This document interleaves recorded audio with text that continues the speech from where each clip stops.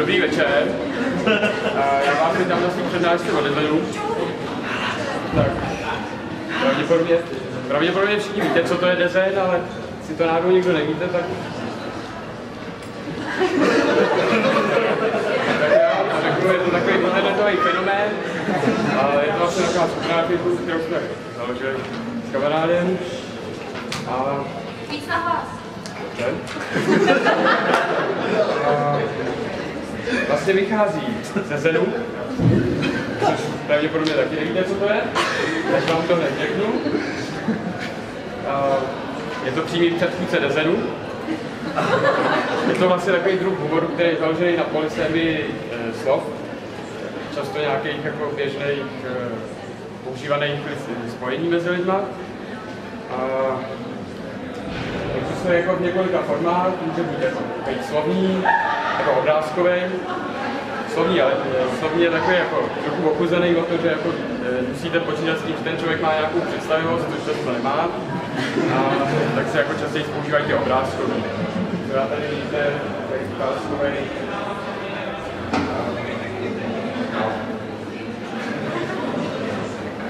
Jako jsou nějaký pravidla toho dezenu, jsou jako dost volný. Nikde nejsou psaný, ale nikdo je vlastně ani nedodržuje.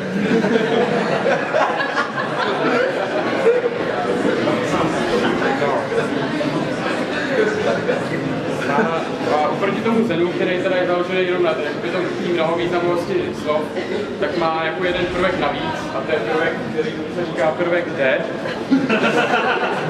Taky D. A jako smyslem celého tady toho dezenu je v podstatě jenom pobavení. Takže proto ty pravidla jsou takový volný. Akorát existuje taková extremistická skupina mezi dezenisty, těm se říká dezenaci. A ty se vyznačují tím, že hledají chyby ve všem, takže tam jako vymýšlejí nějaká pravidla, ale to nemusíte brát vážně. Žádný psaný pravidla nejsou, takže se nemusíte dodržovat. Taky jsou, dezen má ještě nějaký další funkce. Jedna z nich je, že jako reflektuje momentální dění ve společnosti. Co třeba, když někdo umře, tak se nevyhne tomu, aby jako byl v tom dezenu taky zpracovaný. Třeba, já nevím, jestli jsem tam teď dal příklad. Jo. Iveta Bartošová, tam Rest in Peace. Pak ještě z Komolína jména Paco Delučí, což je Panko Delučí.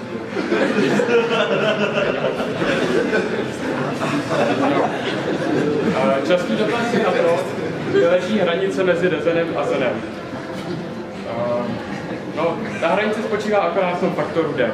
Buď dezen ho nemá, a dezen ho má.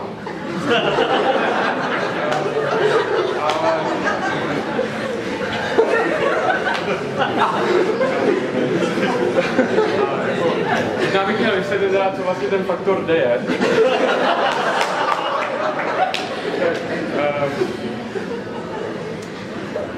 Je to vlastně způsob nějak, jako taky si dalším hraním si s tím jazykem, který teda jako není až tak na takový inteligentní úrovni, jako je právě jako to používání těch mnohovýznamových slov. Často jsou to právě jenom zkomoleniny různých jmen a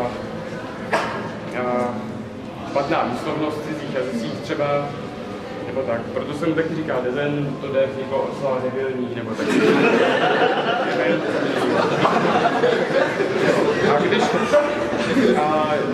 Jestli některým lidem ani nestačí jako tady to rozdělení, tak pak se dá použít pravidlo jednoho z otce zakladatelů skupiny, a to je...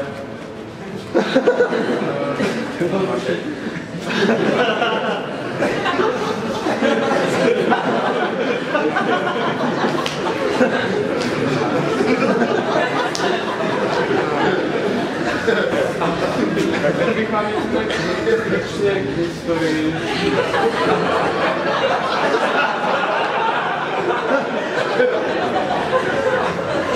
Historii dezenu. historii Dezeru. Vlastně založen byl někdy zhruba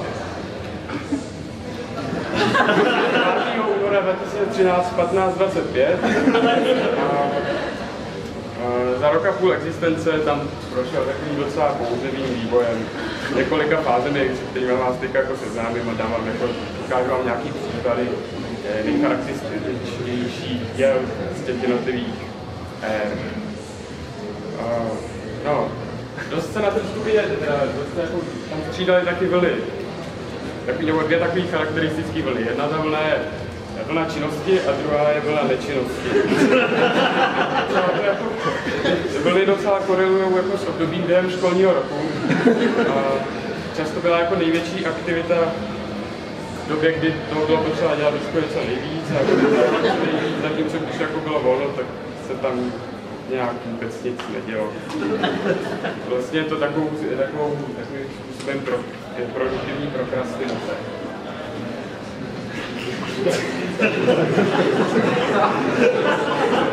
Jo, zapomněl jsem říct, že vlastně zakladatelem je Vojta Holc. Já jsem se k tomu jenom přidal. No. Zapomněl jsem vlastně taky říct,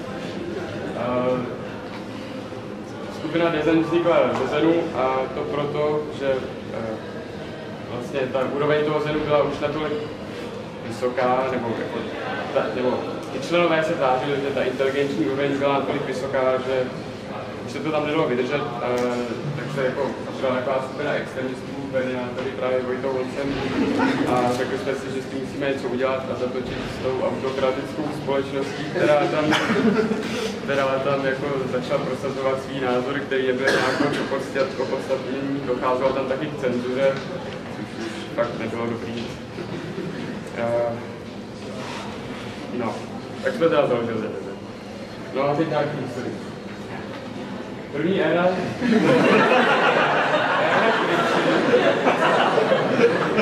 ta probíhala tak jako první 2 měsíce té existence té skupiny. Byl tam asi jako nejvyšší faktor dne, co byl jako zaznamenaný. To bylo jako nejdementnější. Protože vlastně v podstatě všechno, co jsem dělal, bylo akorát byly variace na tady ty 2 obrázky.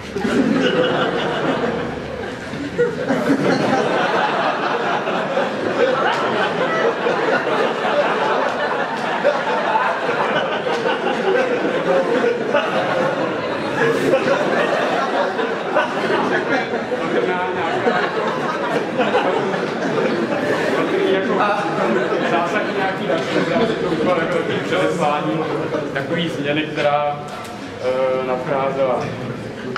Teda další éra, která byla, je tam nějaký další variace, ale to stálo.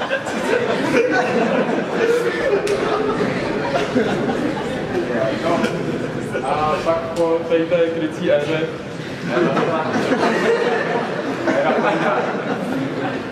to byla doba, kdy se tam vlastně nic nedělo. No, ale pak z ničeho nic najednou, asi po půl roce existence skupiny,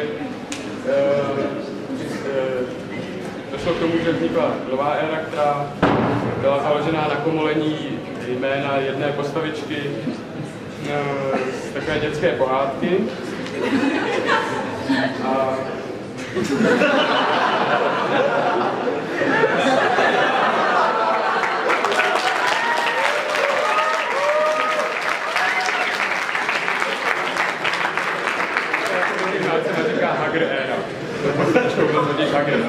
tohle je vůbec první obrázek, který tu éru začal, a v kterém jsem já.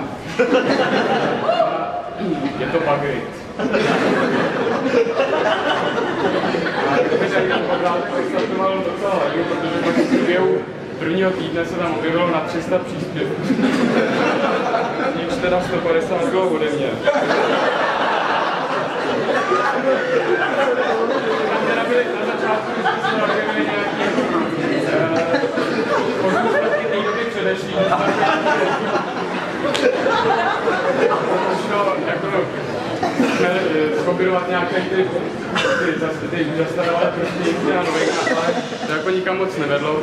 Spíš se jako lidi drželi těch komolení jenom toho jména Hagrid. Jako některý z těch měli docela jako takovou nějakou naději na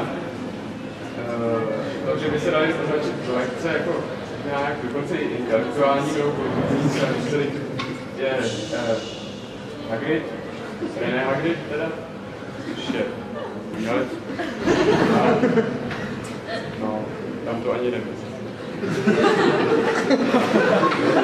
Nějaký další ukázky, jako podle mě jedny z nejpovedenějších prací na téma Hagrid, to je Margrid. Je tam Jagrid a Hybrid. Akorát jako ten...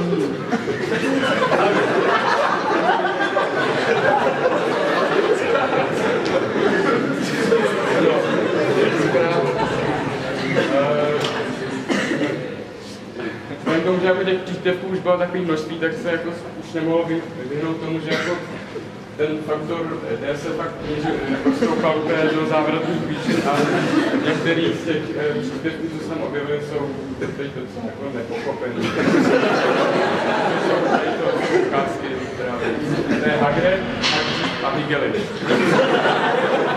Hygeliš to byl jako opravdu vrcholný. To znamenalo jako konec týlenství. Pak jako nastala nějakou dobu, zase doba Zemna, protože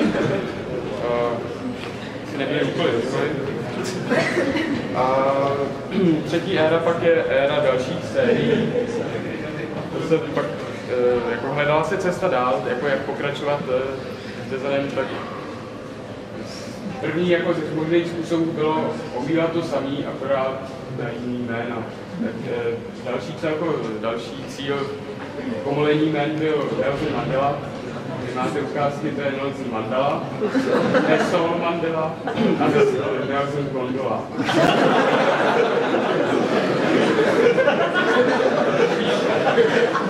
Takovou sérii, která nedělá už tak zdaleka tak dlouhého trvání jako série s Hagridem, byla série s Melem Gibsonem, to je L. Gibson,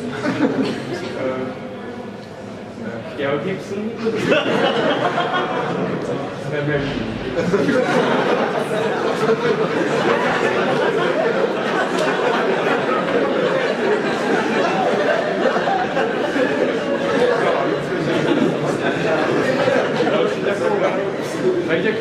Těch dalších sérií bylo fakt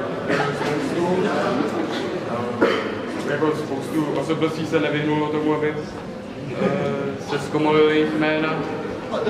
Jedním z nich byl dokonce i jeden z tady z učitelů na profesorů na Severovi, byl to pan Kuce Harmáček. Radši jsem si netroufal žádný obrázky dát. No, další takovou sérií, která měla jako hodně kratší trvání než tu předchozí, byla jako série s Jaromírem Jágrem, tady je Jaromír Bagr, Jaromír Weigl, Jaromír Bagl a Jaromír Holger.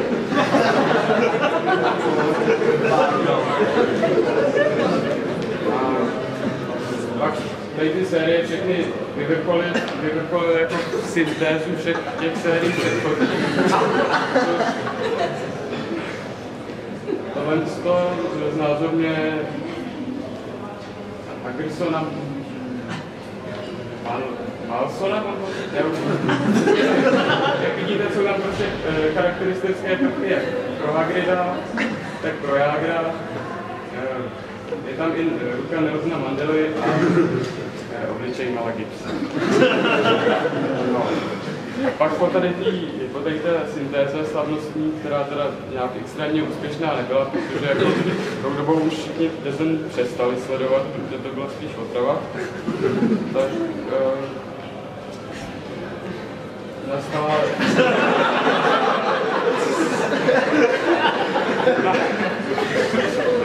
čtvrtá éra a to je, ta éra zatím nemá pojmenování, protože nemá žádný jako výrazný charakteristický prvek, protože všichni členové každý jako středu má jiný názor na to, kam by se jako směr to dezenu měl ubírat dál. Jedním z nich je jako vytvářet co nejpřekombinovanější obrázky, který znázorňují jedno slovo, ale v podstatě je to jakoby jenom všechny jakoby ty obrázky v tom jednom obrázku zastupují nějaký z těch znaků, co jsou v tom slově. A ještě vlastně ty slova jsou dost často zkomolení tak i sami o sobě, takže to vlastně už nedává absolutně žádný smysl. Napravo je třeba segboard.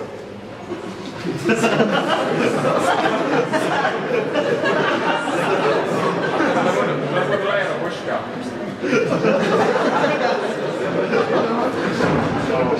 A to vlevo nahoře jako nedává dohromady jedno slovo, to je dokonce jako název knihy od Bohumila Hrabala, je to Obsluhoval jsem anglického krále. Vidíte to tam? Tak je tam jako opice, tam Hrabal jakože on obsluhoval, a je tam Stephen King, což je známý autor hororových románů a je to anglický král. Další z takových směrů byla navrácení ke kořenům, což byly vlastně normální zemi. Tady vidíte rozlehlou krajinu, což je taková typická ukázka, ale tím se dneska nikdo nezasměje. No a pak... Jo, to je asi konec. Ne, mě tam asi pardon. No vlastně no. A ještě existuje taky vlastně početná skupina členů Dezenu, který věří v to, že Dezen už je mrtvý a to jsem tam chtěl dát slide, ale se pravděpodobně ztratil. No nicméně, to je vlastně asi všechno.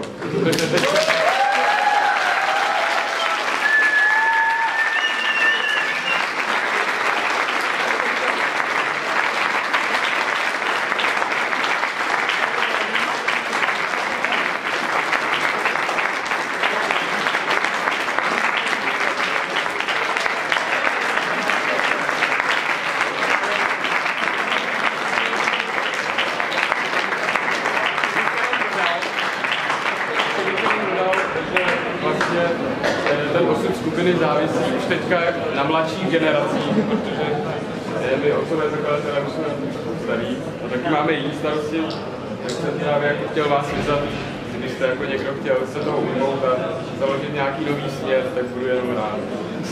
A vlastně tam možná ještě, jo.